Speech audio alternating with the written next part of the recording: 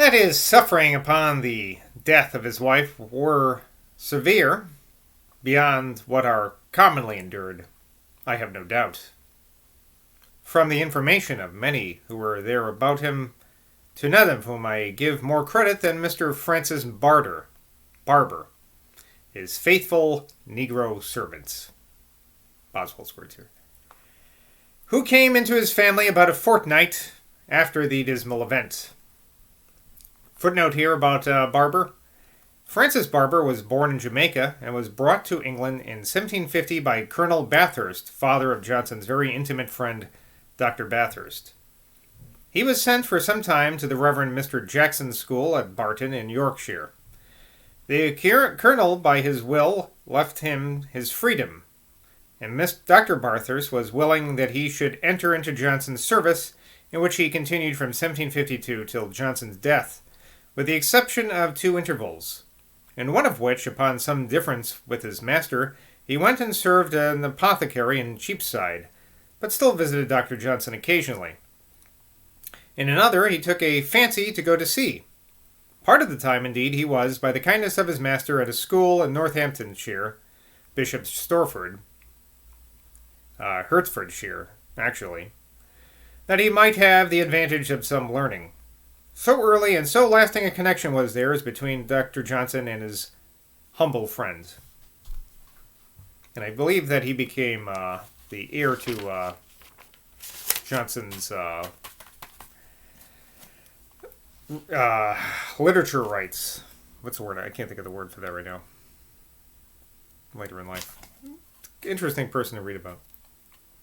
Anyway, these sufferings by Johnson were aggravated by the melancholy inherent in his constitution. And although he probably was no oftener in the wrong than she was, in little disagreements which sometimes troubled his married state, during which he owned to me that the gloomy irritability of his existence was more painful to him than ever, he might very naturally, after her death, be tenderly disposed to charge himself with slight omissions and offences, the sense of which would give him much uneasiness.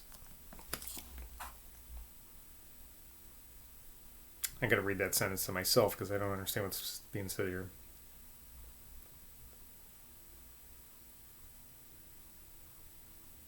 Okay. Currently, we find, about a year after her decease, that he thus addressed the Supreme Being, and I quote, O Lord, who givest the grace of repentance, and hearest the prayers of the penitent, grant that by true contrition I may obtain forgiveness of all the sins committed, and of all duties neglected in my union with the wife whom thou hast taken from me. For this neglect of joint devotion, patient exhortation, and mild instruction. End quote.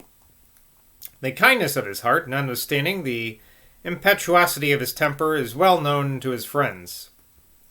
And I cannot trace the smallest foundation for the following dark and uncharitable assertion by Sir John Hawkins. You know, that poser who wrote about Johnson, but he doesn't know what the fuck he's talking about. And we're quoting Hawkins here.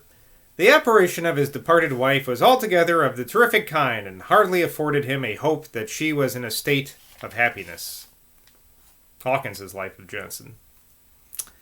Boswell here. That he, in conformity with the opinion of many of the most able, learned, and pious Christians in all ages, supposed that there was a middle state after death, previous to the time at which departed souls are finally received to eternal felicity, appears, I think, unquestionably from his devotions. This is again Johnson. And, O Lord, so far as it may be lawful to me, I commend to thy fatherly goodness the soul of my departed wife, beseeching thee to grant her whatever is best in her present state, and finally to receive her to eternal happiness. End quote.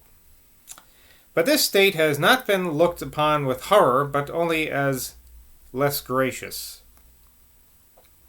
So, sort of, Johnson believed in ghosts, basically. And so Johnson believed in ghosts, that there was some souls hang around the earth before they go to heaven. And Hawkins wrongfully was saying that that was some horrible thing when it was just, from what I can see, Boswell's right and Hawkins is an idiot. Case closed. I don't know why he has to keep on bringing him up. Johnson deposited the remains of Mrs. Johnson in the church of Bromley in Kent, to which he was probably led by the residence of his friend Hawkinsworth at that place. Hawksworth, rather.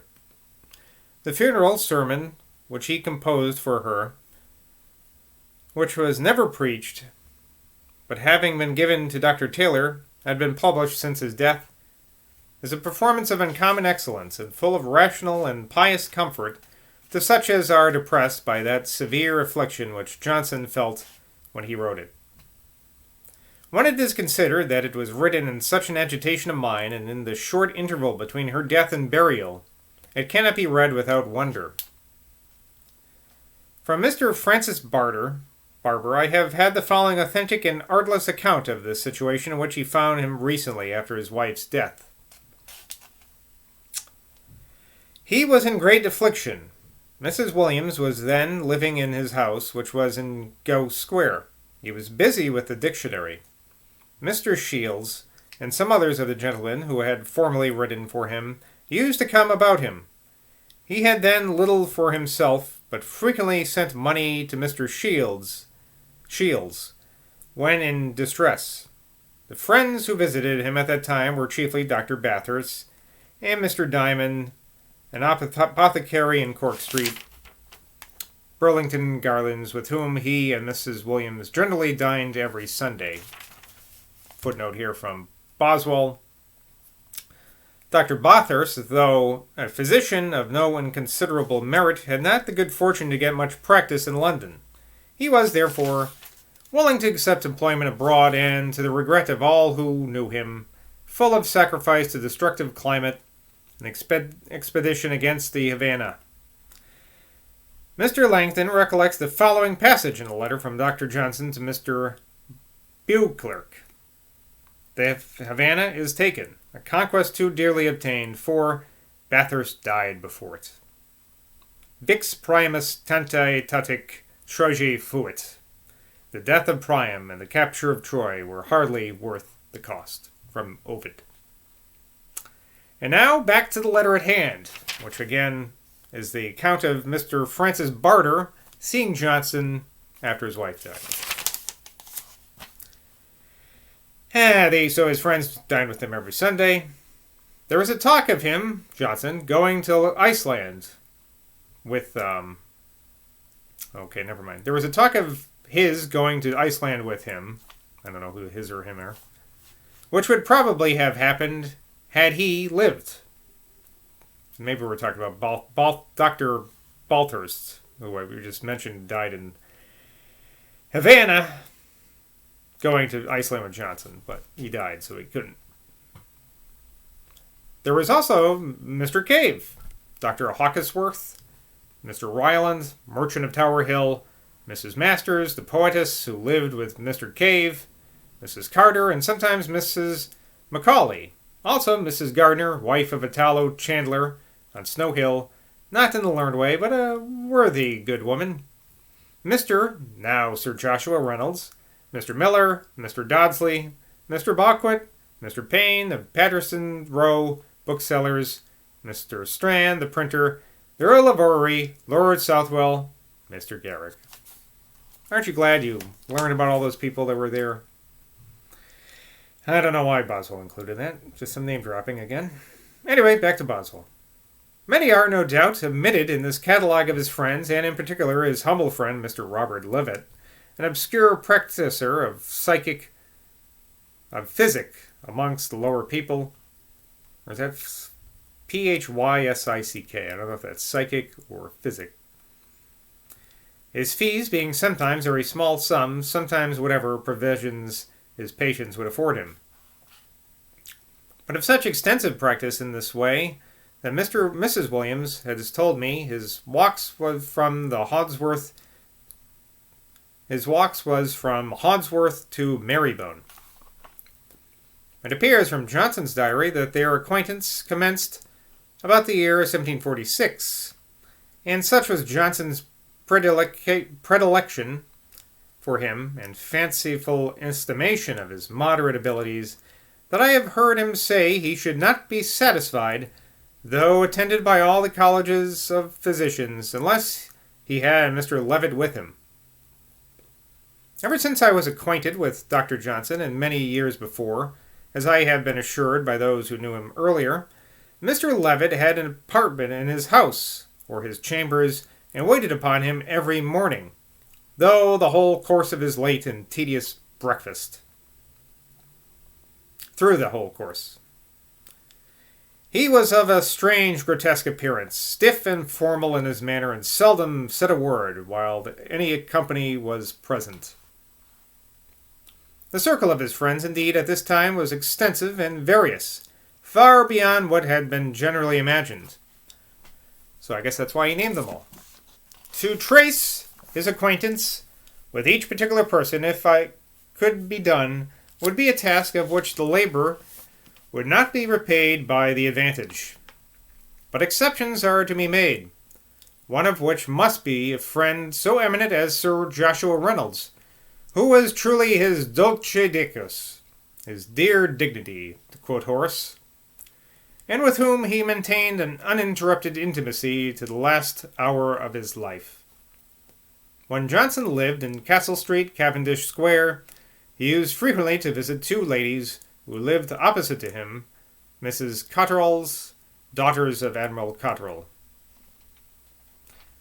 Reynolds used also to visit there, and thus they met.